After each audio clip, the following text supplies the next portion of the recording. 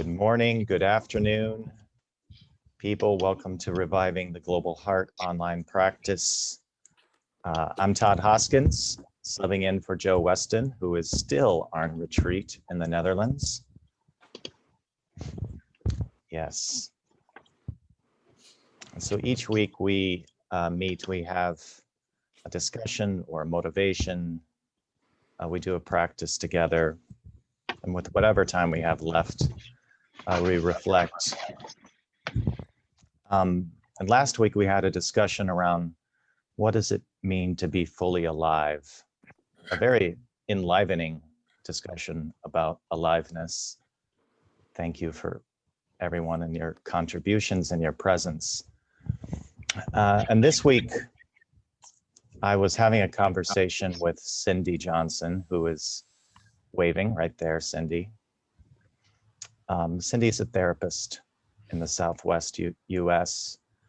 And we were talking about the connection between compassion for self and compassion for others.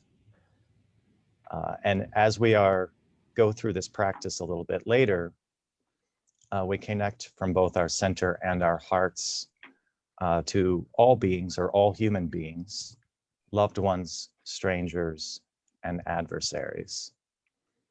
And the ability to make those connections, to just feel any connection at all. Cindy and I were just talking about that it's interesting that the meditation starts with the self and then moves outwards. So I would like to start the discussion today with a quote from Valerie Kaur, who has written a lovely book that I recommend called See No Stranger, a memoir and manifesto of revolutionary love. This is what Valerie writes. Love is more than a feeling. Love is a form of sweet labor, fierce, bloody, imperfect, and life-giving, a choice we make over and over again. If love is sweet labor, love can be taught, modeled, and practiced. This labor engages all our emotions. Joy is the gift of love. Grief is the price of love. Anger protects that which is loved. And when we think we have reached our limit, wonder is the act that returns us to love. Revolutionary love is the choice to enter into wonder and labor for others, for our opponents, and for ourselves, in order to transform the world around us. It is not a formal code or prescription, but an orientation to life that is personal and political and rooted in joy. Loving only ourselves is escapism. Loving only our opponents is self-loathing. Loving only others is ineffective. All three practices together make love revolutionary. And revolutionary love can only be practiced in community. Revolutions do not happen only in grand moments in public view, but also in small pockets of people coming together to inhabit a new way of being. We birth the beloved community by becoming the beloved community. When a critical mass of people practice together in community and as part of movements for justice, I believe we can begin to create the world we want, here and now.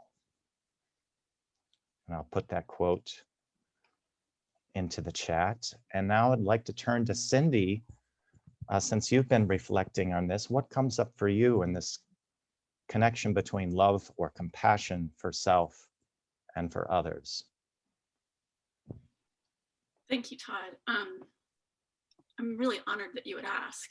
And I should say that part of my reflection comes from being engaged in a summit on self-compassion for the last week and a half. And so there's been a lot of discussion. I mean, that's a lot on self-compassion. And there's a lot of talk about, the balance between, exactly what Todd just talked about, the balance between having compassion for self and having compassion for others. And that some people will show up with the ability to have more compassion for others, whereas others will show up with a greater strength in having compassion for themselves. And There's a lot of talk about how compassion is just compassion, and what it's like to have compassion for self and compassion for others feel the same, and yet not have it be amorphous, that there's still boundaries.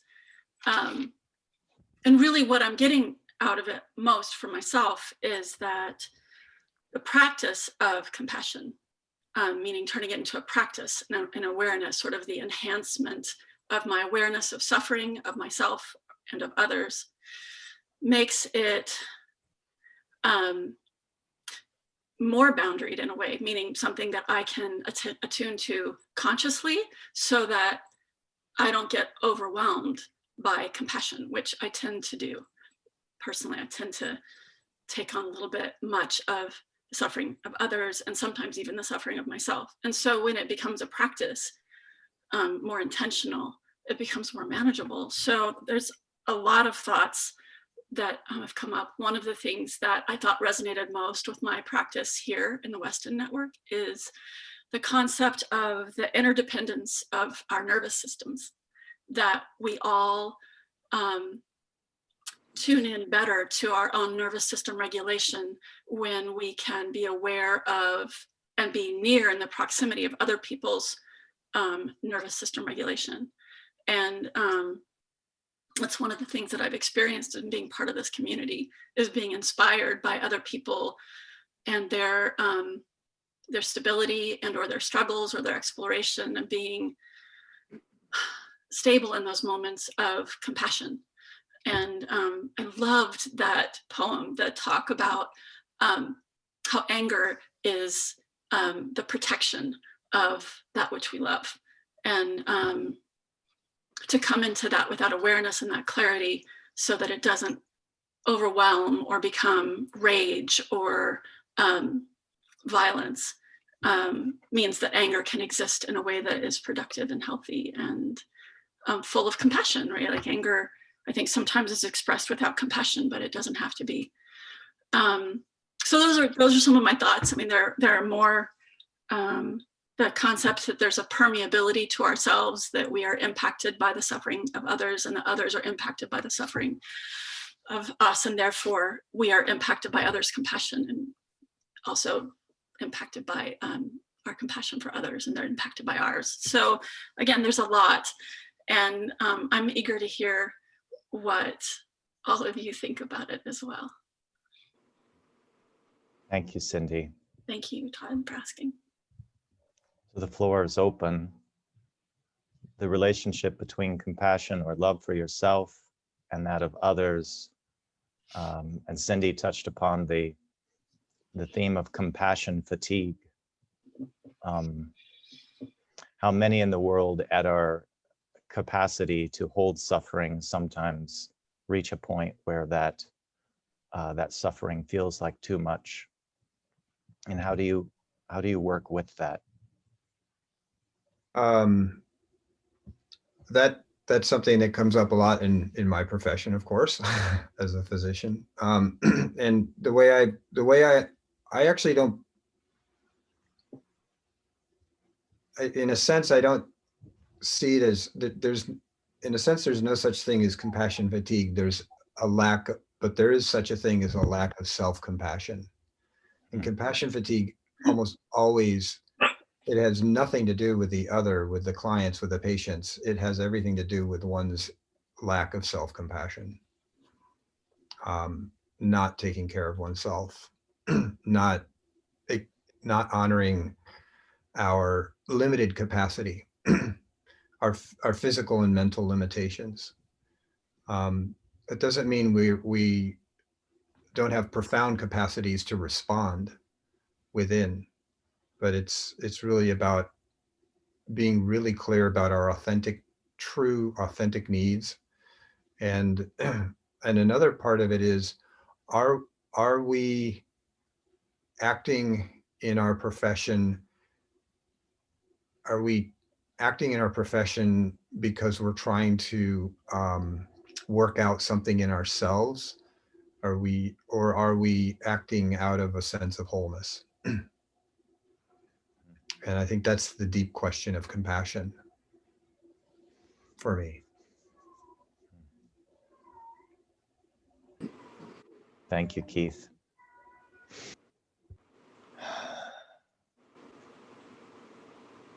I appreciated her phrase of sweet labor, love being sweet labor, because it brings in for me two things. When I think about holding suffering, I think, good luck. Like, trying to hold suffering is too static, and I get the overwhelm, right? And compassion feels in motion. Compassion feels the ability to move with and to transmute and to transform, and inward and outward as well.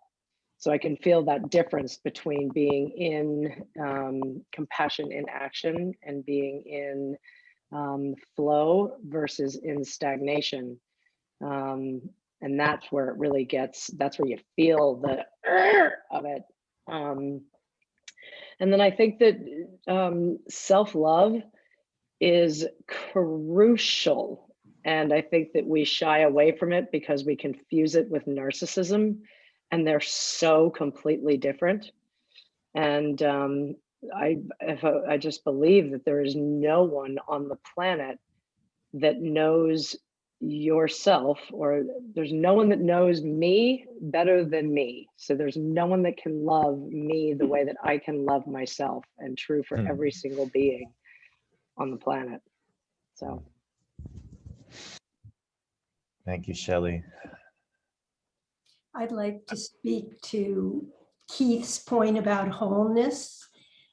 We've just been through something extraordinary here in the United States, and we've seen somebody rise to the occasion in a way that really addresses the wholeness and self-compassion in a way that I could never have imagined, and that is the House Manager, Jamie Raskin, from the Congress from the state of Maryland. He had the capacity, in the face of anger and nastiness from number 45's defense, to keep a sweet smile on his face in his closing comments to millions of us. And those of you who live in the Netherlands, if you have a chance to look at his closing statement, you'll experience something quite astonishing. I've been left with this sweetness that he has, and he, having lost his son the day before the violence and insurrection of January 6th, and taking on a role of this magnitude to orchestrate, must have suggested his own compassion for his own loss, which he shared openly with all of us, and his capacity to embrace the other who were not exemplary in their behavior or the way they spoke to us. So I am left with an absolutely astonishing role model, and I'll never forget Jamie's performance and what he gave to us. And it feels so relevant to what we're talking about. This is a private individual in a public role, helping us to grapple with both private and public grief in a way that compassion, I've never experienced this before. So thank you for letting me share my own personal experience with Jamie Raskin. Thank you, Barbara. There's one word I want to call attention to. Is that okay? Just maybe a possibility that you said his performance, and I really I did not see a lot of the hearing, but I did see that clip and his presence, and that is that's personal for me, because there's been times in my life when I have been a performer and performing what I thought needed to be performed. and unlearning performance in order to learn presence or be in presence, practice presence. Well put. Thank you, Todd. Right on. Thank you, Barbara. We have time for one more. Does somebody feel compelled to share? Hi. Louise, welcome from Colorado. Yeah, hello everyone. This is so exciting to see people from a lot of different places. I'm about to be 25, and I have a lot of friends who, and family who are younger, 18 to like 24, and I think this time I've been reading articles and talking with friends and family. And I've noticed in like the youth there around the world, there is this this despair happening, this depression, and young people feeling like they don't have that I don't know, that they're not sure if they have their futures and things like that. And I really had to practice compassion here because I think that it's important, like this despair and these feelings that people are feeling. I've tried to guide friends to recognize these emotions, but also not to stay in them for a long period of time. I think self-compassion, in a way, is recognizing an emotion, but also comes with a detachment, a healthy detachment of, you have to recognize what's going on, and then you need to move forward and be creative about the solutions, like using the energy, kind of creating compost out of garbage.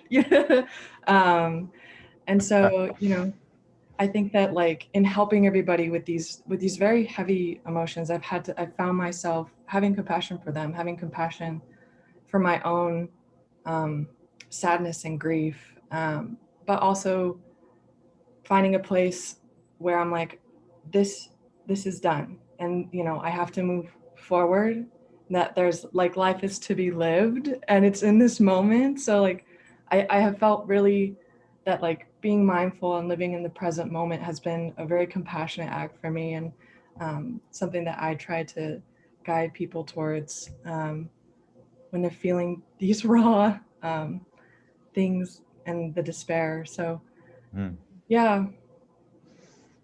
Thank you, Louise. And Louise works to make legislation more fair and equitable in the state of Colorado. So Louise, thank you for your work, your advocacy, and your big heart, and welcome. So we're going to turn it over to Tori for our practice. Wonderful. Thank you, Todd. Thank you, everyone, for your wisdom and sharing and generosity. One thing that I just wants to come through me, because it's been something I've been reading about specifically on compassion and self-compassion, is the components of the mindfulness, right, of our challenge or what we're being compassionate about, and then a sense of kindness at the same time. And to bring both of those aspects, to bring the mindfulness aspect of even what challenge is arising, and then kindness to that part. So just bringing that into our meditation today. Allowing your eyes to close if that feels safe for you. Bringing all of your awareness to your contact point that you're sitting on, the floor, the chair. If your feet are on the ground, feeling your feet on the ground. And having an awareness in this moment when you're really bringing all of your awareness to that connection point, that surface below you,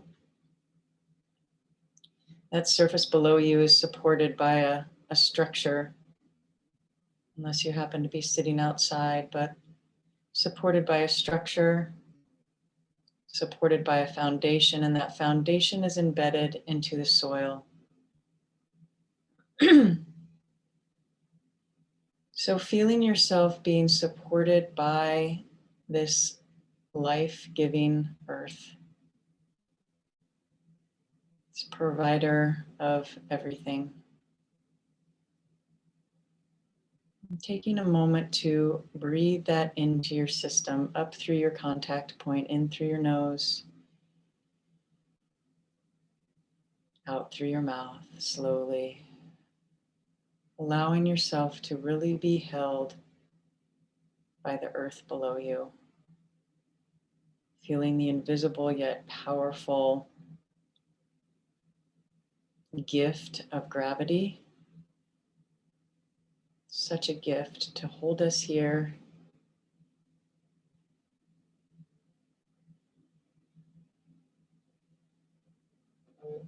So allowing your nervous system to receive the communication that you are held in this moment, you are held.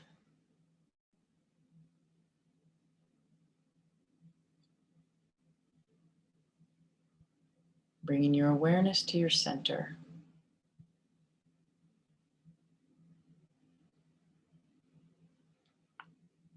That alive, energetic place below your navel, a third of the way into your body. This place of deep impulse, creativity.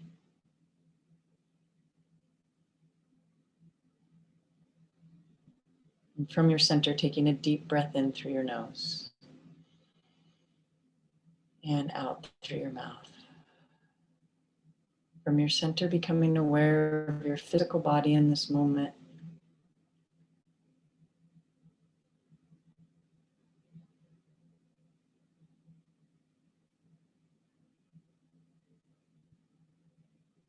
Of sensation, of temperature.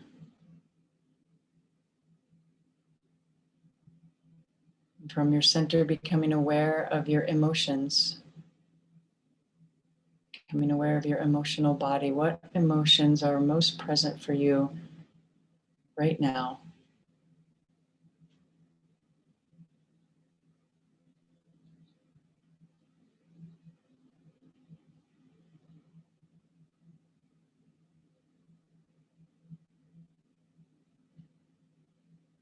And from your center, becoming aware of your thoughts.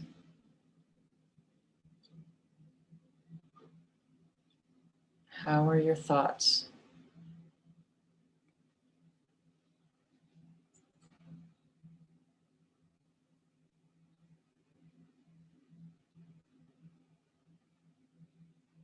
Now bringing awareness to your heart space, to the center of your chest, to this energy that emanates in all directions from this place of compassion.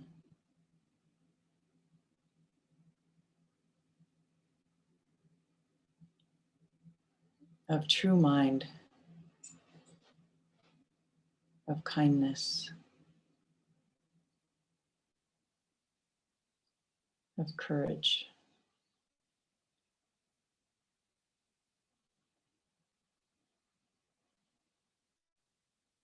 From your center and from your heart, becoming aware of the part of you that connects to something larger than yourself.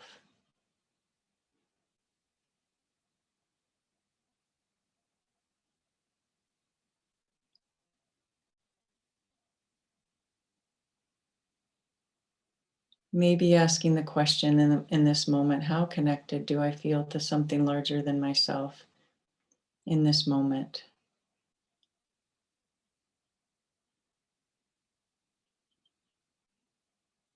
Without judgment, just a noticing, a listening.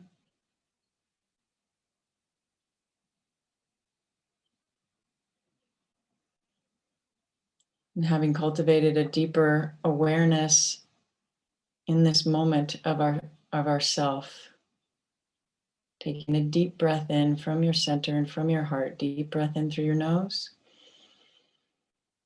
And slowly out through your mouth.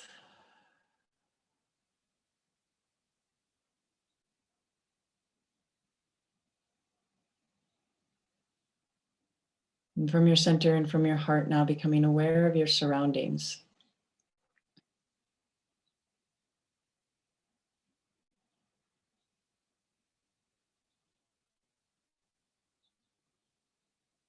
And from your center and from your heart, becoming aware of the other people on this call.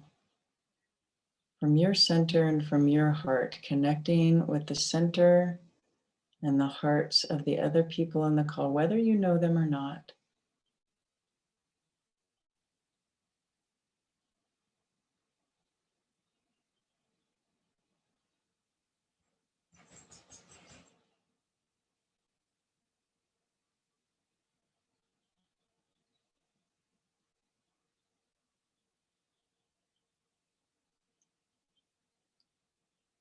Expanding our awareness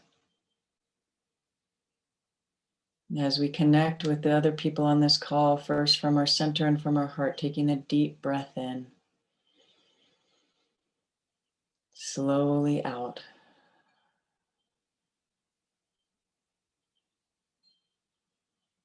From your center and from your heart, now becoming aware of those individuals that you would consider to be loved ones, from your center and from your heart.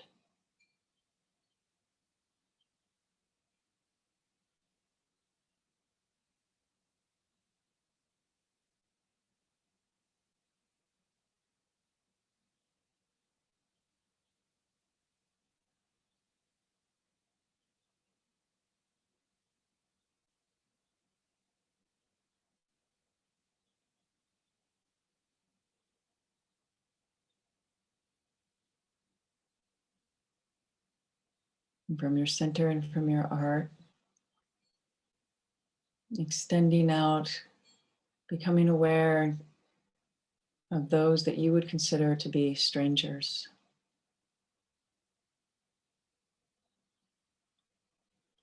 Huge number of people from your center and from your heart. People you see in the store, on TV, listen on the radio or hear music playing.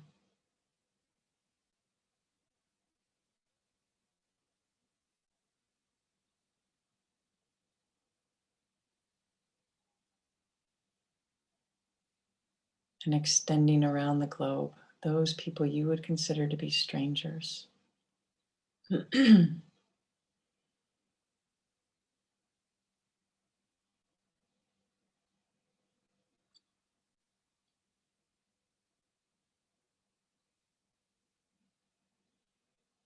And from your center and from your heart now, becoming aware of those people that you would consider to be adversaries, from your center and from your heart, connecting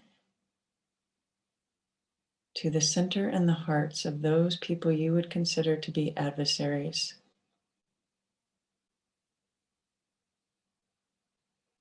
Remembering the dial on our heart, that our heart need not be completely open or completely closed, but allowing the wisdom to dial it down if that feels more safe. But knowing that we can keep our hearts open and find compassion there.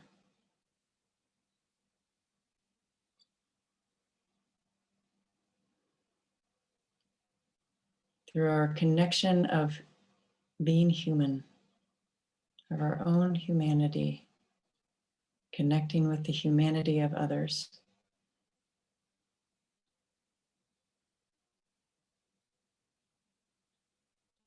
From your center and from your heart, taking a deep breath down into your belly. Slowly exhaling.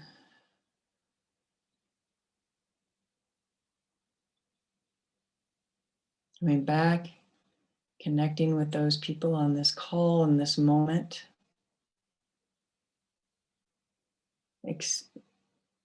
in several different time zones.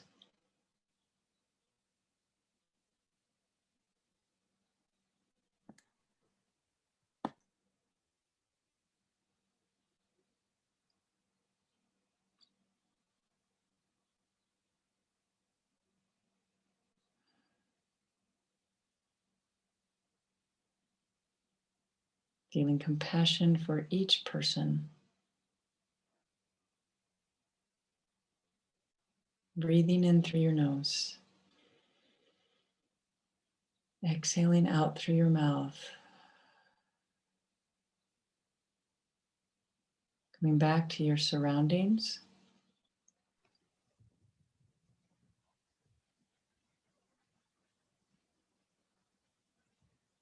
Coming back to the awareness of yourself.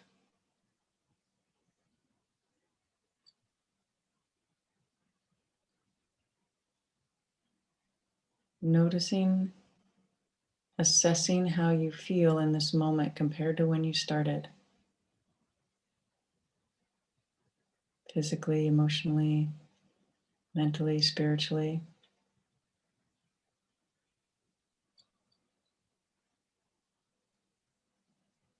Taking one last deep breath in together, down into your belly, expanding through your belly. Inhale. Slowly exhale.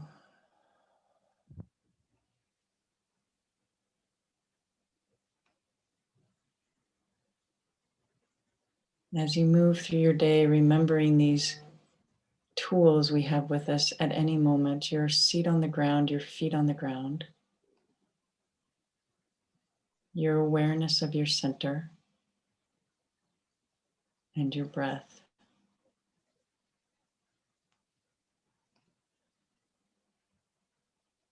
Allowing your eyes, as you feel ready, to gently flutter open.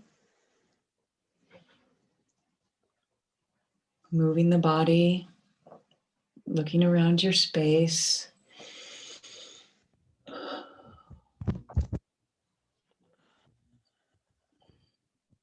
Thank you, Tori. Welcome back. Yes. So we have 10 minutes left for reflections, either on our discussion, on compassion for self and other, or something that came up for you during the practice. Yeah, I have something. Hi, Chris. Hi. I actually noticed some conflict and agitation and resentment arising. Yeah, and it's kind of upsetting because I was never really taught self-compassion or modeled self-compassion. And I don't know whether it's just from my family or the society I grew up in, but the ideal was also always selflessness and service to other, and never taking care of myself. So I'm almost 61 now, and it's still a slow and long process to get to that point. So yeah, that's just what came up as I was sitting there. And I don't know if it's me or it's just a general thing that we're not really being taught, and it's just such an important aspect to learn how to take care of ourselves. Absolutely. Thank you, Chris. Did you feel any space after speaking that out loud? Yes. Yeah, it's a gift to us, and I'm guessing it's probably a gift to you too. Because even in the speaking it out loud, you are showing compassion for your lack of compassion for yourself, which is a great place to start. Thank you. Thank you. I'd like to to say something. Tori, I want to thank you for the words of the talking about the dial on my heart or on our hearts. I'm going to take that and run with it and make it part of my embodiment. That visualization is helpful because it lends itself to what I was experiencing, talking about that having a practice of compassion helps me have a discipline around it so that I can make a choice as to how open I am, so that I can be both more available to myself and available to others. And it's not just a floodgate that leaves me depleted either way. So really liked that image. Thank you. Mhm. Like to second that emotion, for sure. You want to sing for us too, Paul? No, better have Tia do that than me, I think. But what kind of came up for me is that one of the things that we're dealing with is like how, when you have children and you have compassion for your children, where are the boundaries?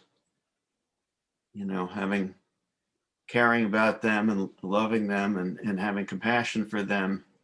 And sometimes that can be at odds with having compassion for ourselves. You know, so that was what was running through my head a lot through that. So thank you. And the dial on the heart thing is, I think, a really good notion. Just that, you know, if you're not full throttle open, it doesn't mean you're bad or wrong. It might just mean that you're taking care of yourself. So thank you. Thank you, Paul. And thank you. I'm And thank you, Joe, ultimately. That's his image. Yeah, I'm we should credit Joe. again. I'm gonna channel Joe a little bit more right now, Paul, when you set up a hidden dichotomy between compassion for either children or either yourself. And we set up these polarities all the time. And it's so hard because we're trained to think through things and that we can't settle it by outthinking it.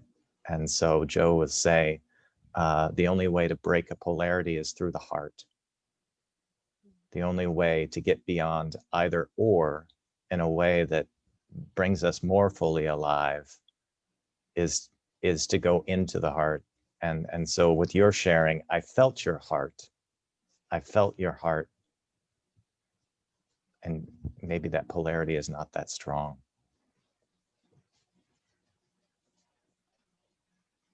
I'll just add, I notice I'm really haunted by this thing that you read, Todd, from Valerie Kaur, that loving only others is ineffective.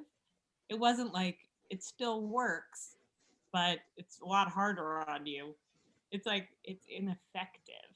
And I was like, I'm gonna be reflecting on that. And I also just so appreciate like the speaking about the beloved community, which is a phrase I love but don't use very much. And I noticed that idea filtered in when it was time for us to connect with one another energetically. And I was like, oh, this is beloved community. So thank you. I really appreciate having compassion for people that we see as our adversaries. I think that that's so important. As someone who works in the political realm, and as I work as a communicator, so I have to, the words that I say and how I say them and who I say them to matter. And I can't speak with someone if I don't have that compassion in place for myself and the compassion in place for them. And the dial, you know, it's like, I don't have to give my full heart to everybody, but you know, that compassion is so needed when we're trying to help people and get work done. So thank you. Thank you, Louise. We have time for one more comment, reflection. I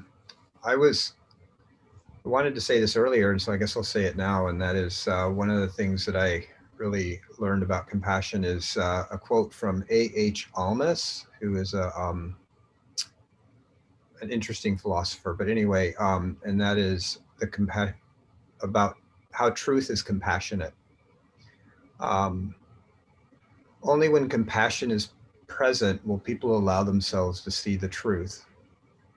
The suffering is already there as a result of the lies. The truth simply exposes it. And when it's exposed, the person can let go of it. So the truth is compassionate that way.